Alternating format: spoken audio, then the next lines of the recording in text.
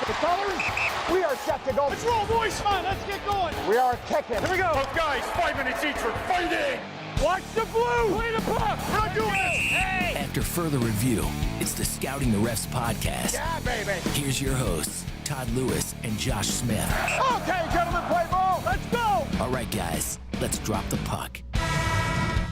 It has been kind of a wacky schedule for the last week. There was a couple of dark nights with no hockey. I know everybody was a little twitchy on those days, but now we're back into it. Hockey every night, right through until the Christmas break, I think, Josh. And I think everyone feels good about that. I know I do. I miss those off nights. It was weird. There's nothing going on. But then every once in a while, Todd, you get that crazy game like, say, Calgary, Nashville, which throws a whole bunch of exciting moments in there for the officials. So with nonstop games, I think we can count on more of those. But yeah, the off nights were definitely a weird thing. I prefer having a game on U.S. Thanksgiving.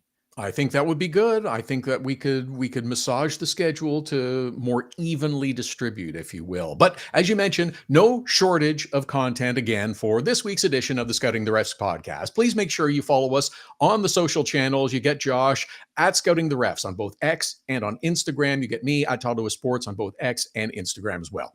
On this week's episode, no glove, no love. Watch your head. Where'd the puck go? Whoops, there goes my stick. It's all part of, well, we'll call this maybe crazy combos week. Do you think, Josh? Yeah, I think so. We had some moments where it wasn't just one weird rule situation, but two of them that combined like Voltron for a greater superpower. and multiple incidents in one game too. So before we go too far, let's give major props to linesperson Tyson Baker working the Flames Predators game this past week. Calgary's Dennis Gilbert and Nashville's Michael McCarron decide they're going to throw down. And as things go along, Gilbert loses his bucket. As the fight concludes, the two players are falling to the ice.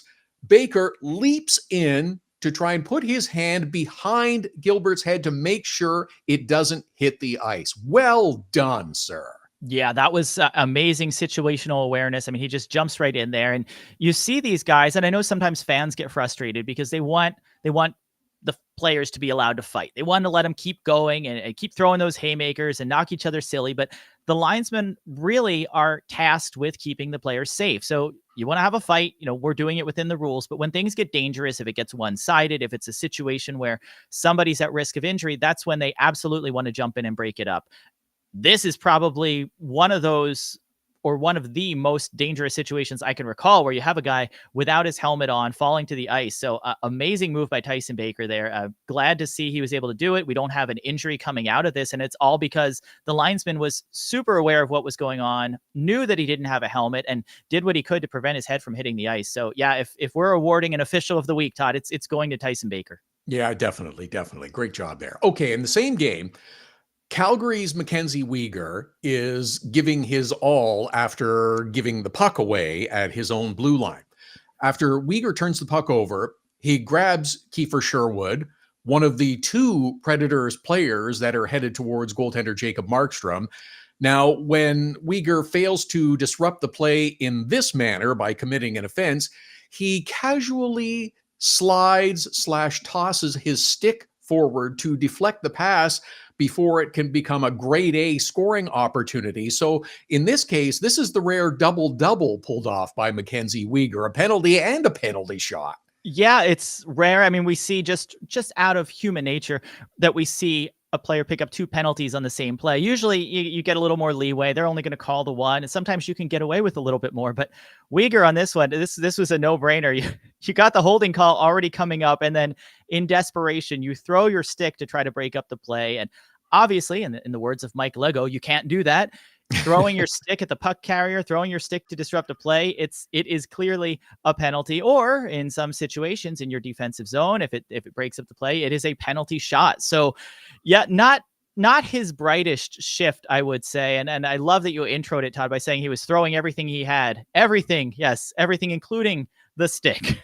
Well, you got to do what you got to do at this point. Is I've already committed a penalty. This is not going to end well in some way, shape, or form. So I can at least try to prevent the puck from going in. Yeah, just one of those moments where maybe that the brain cell wasn't quite operating at full capacity there. And it was a great play. He timed it just right, hit the puck on the way over, but you just can't do that, MacKenzie Weegar. If you were one of the folks in attendance at this game with Calgary and Nashville, you certainly got your money's worth, because there was yet another incident that we want to touch on in this edition. The Predators score. The Flames want to challenge the goal because of a hand pass from Filip Forsberg. It's kind of an unusual situation that involves the challenge. Can you kind of walk us through this one, Josh, to explain what happened and what didn't happen? Yeah, this was a fun play. You've got Forsberg picking up the rebound.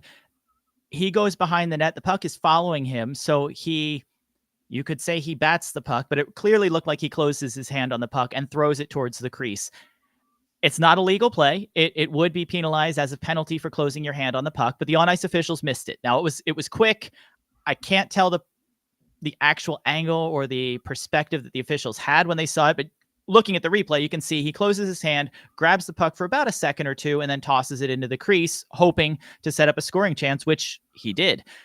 The problem is that when he threw the puck, and again, we'll say it was a missed call, but one that can't be caught via replay, one the officials can't take a second look at, and one that is ineligible for a coach's challenge because Calgary touched the puck next. So when we look at the coach's challenges for a hand pass, that does fall under the challenge criteria for a missed stoppage. But for a hand pass to result in a stoppage, it has to be played by the player of the same team that caused the infraction, which in this case, the Nashville Predators, they didn't hit it first. The Flames did. They mishandled the puck, turn it right back over, and it results in a Predators goal. I appreciate the Calgary bench trying to challenge this one. I mean, I get where they were coming from. There was a hand pass. But once the Calgary player touches the puck, it negates the hand pass, and there's no longer a missed stoppage on the play. Yes, it was a missed hand pass. And if we could go back and review this penalty, perhaps it would have been a missed closing the hand on the puck penalty. But you can't challenge the closing the hand on the puck. You can't challenge any missed penalties.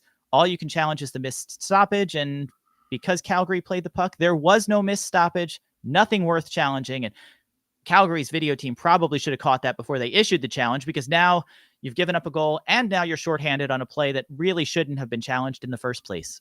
It's just one of those crazy sets of circumstances where a couple of different rules intersect and one trumps the other in terms of the process, correct? Exactly. And it also comes down to what the league has considered in scope for video review by the league and in scope for coaches' challenges. And if it's a play leading directly to a goal, it has to fit certain criteria. So that wasn't a hand pass. It wasn't a penalty. So you have to look. And the league's, I think, done a decent job of trying to find out where that line is. What do we want to allow for a challenge when we allow for a missed stoppage or an offside? And then where we don't, where there's a change of possession, you can still challenge.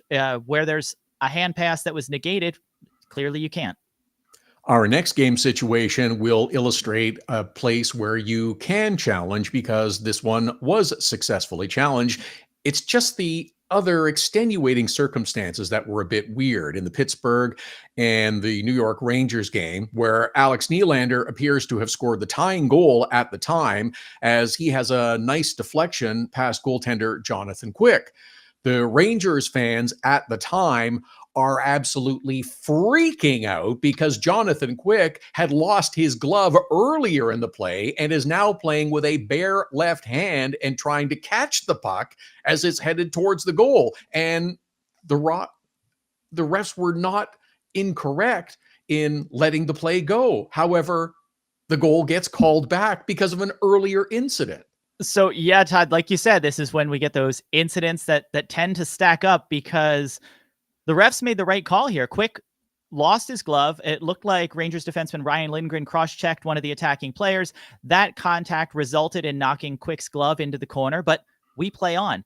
The NHL rulebook does not allow for a stoppage of play when a goaltender has lost his glove. And we've seen it in the past. We've seen Thatcher Demko make some great saves barehanded. And, obviously you don't want a guy to get injured here, but it doesn't allow for the play to be stopped. Even in this situation, if Quick had lost his mask, the teams may have played on, because a goaltender is required to continue to play, and play carries on when there's an imminent scoring chance. So even losing your mask isn't enough for an automatic stoppage, but there is no clause in the rule book that allows for a lost glove to draw a stoppage in play there. So it was the right call by the officials. And I can think way back, I remember games in the 90s where you saw guys barehanded trying to stop the puck. If I recall, Mike Richter actually made a barehanded save or grabbed the puck out of the crease with his bare hand at one point in the 90s. So this has been a rule that's been in place for a long time. It seems counterintuitive to player safety that you're letting a goaltender make a save without a glove. You're risking a season-ending injury, broken hand there. But the rule book says we play on.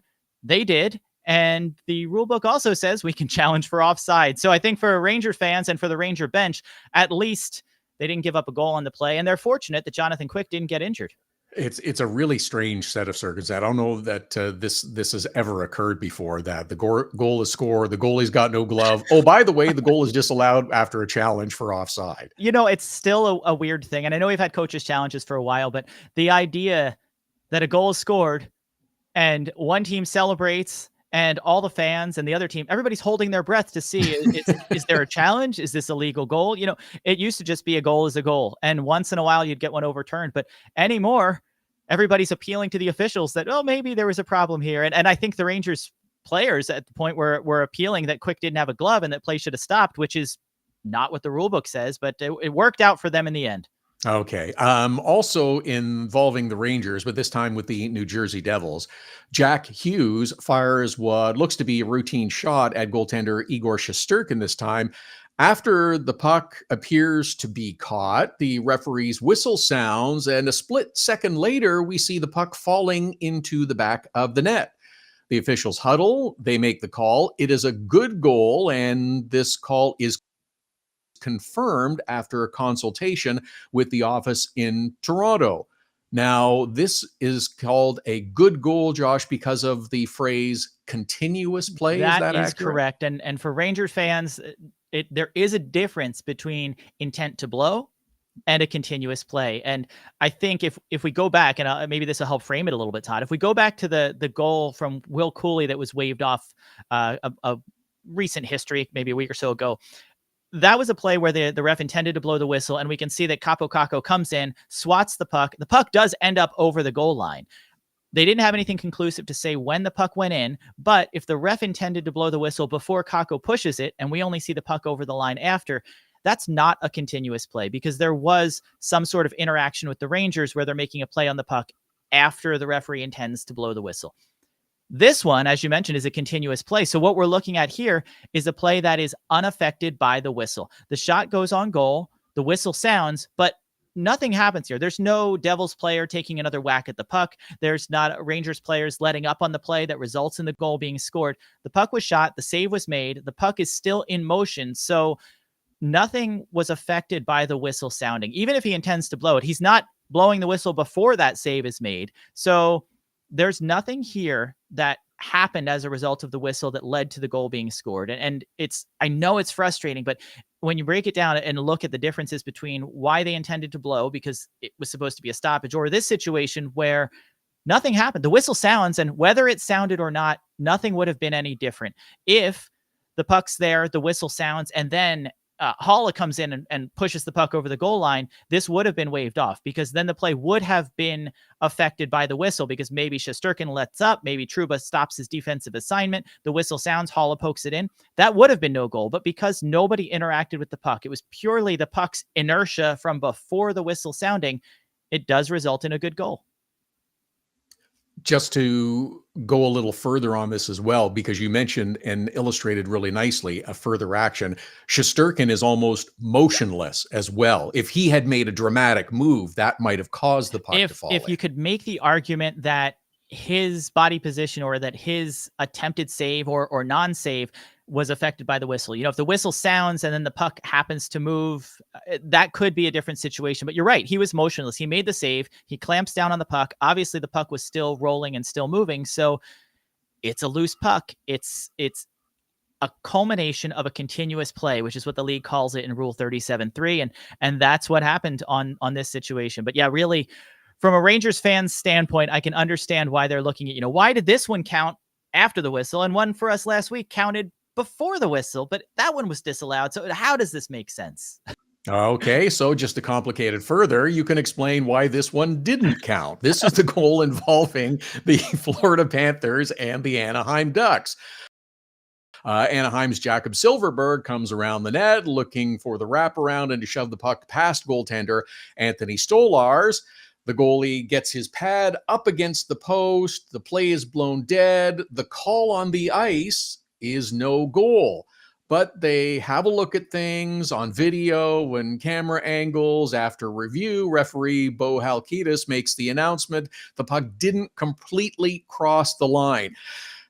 I'm not 100% sure on that one. Maybe Bo needs to work on the wording of those announcements a little bit, but maybe we could also use a little technology help. I think here. we could absolutely use technology help. Puck tracking would be a wonderful thing right here. The crossbar camera that the league used to have would have been amazingly helpful. The goalpost camera that was in the side vertical goalpost, that would have been helpful in giving us a clearer view. But unfortunately, it's the view, it's the technology that I think fails us on this play, Todd, because it looked like it was over the line. You look at the overhead camera angle and it appears to show the puck over. And remember, there is an angle of that camera where the crossbar and the goal line don't exactly line up. So sometimes perspective can be tricky here. But man, the resolution of that camera, it's so hard to tell where the goal line ends and where the actual over the goal line, where the white paint is there to see that the puck was completely in. So I know when the puck is elevated, it can be tricky. It can look like it's all the way over when it's actually not. And I think the league really had to punt this one. We didn't have a goal call on the ice, so no goal was signaled. So the call on the ice was no goal. They did not have conclusive evidence that they felt 100% showed that that puck was completely over the line. And boy, it looked like it was to me. Looking at the multiple angles, I thought it was. But I can appreciate that they felt that it wasn't 100% conclusive. But holy cow, if we can't get a conclusive angle on this, we need to fix it. We need to fix the technology. We need that crossbar camera back, which the league abandoned. We need the goalpost camera. Or best of all, puck tracking so that we can say, look, the puck completely crossed the line. We know that the puck is over the line. Let's avoid having this review altogether. Let's just let technology light up the goal light when the puck crosses the line, and we won't have to go and spend 5-10 minutes reviewing it with a blurry camera that looks like webcam footage from 2002. Are they aware that there's high definition cameras? I mean, strap a GoPro to the post. What is going on with the NHL and technology? They were like leaps and bounds ahead. We had the animated Nickelodeon show that showed the players representing what was happening on the ice. Now, in the past couple of weeks, we've got NFTs back, and now we're using blurry webcam footage that's questionable at best. I understand that there's going to be a retro game in black and white coming up soon. Good stuff, man. Where to work? Get in the box. It's the Scouting the Refs podcast. Read more at scoutingtherefs.com. Follow Scouting the Refs on Twitter, Instagram, and Facebook. Email the show at heyref@scoutingtherefs.com. You're good, my book. Subscribe, share, and keep those sticks down.